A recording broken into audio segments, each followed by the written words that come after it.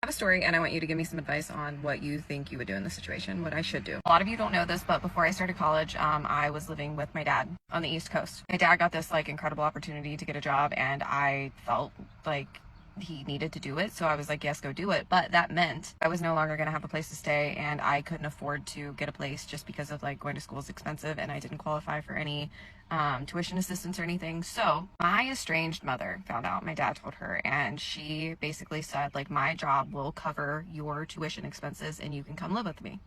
And she lives on the West Coast. So I was no longer going to be attending school with my friends and living with my dad and doing everything like I planned. I was going to go uproot my entire life and go live on the West Coast.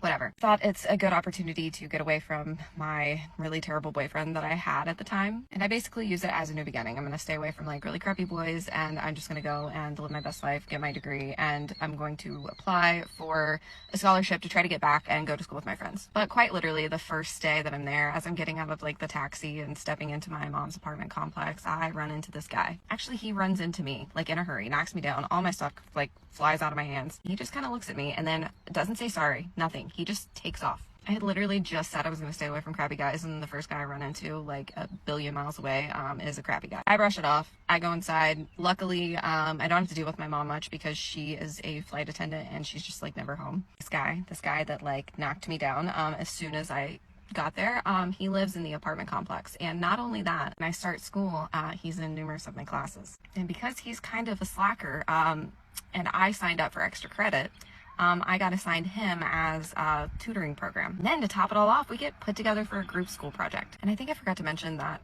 he's really hot and mysterious. And the more time we spend together, the more I realize that there is something dark and dangerous about this boy, but it's not necessarily him, it's something that he's involved in. Before I know it, I'm involved in it too. You want to find out what happens next and if these two work it out, I'm gonna let you know that it is a book and you can read it. It is my most epic love story that I've ever written about Johnny and Claire. Good girl, bad boy, but they're more alike than you think. There's darkness, there's crime, there's a lot of things, there's plot twists. Be a moment where you want to rip the book in half or drop your Kindle and yell at me.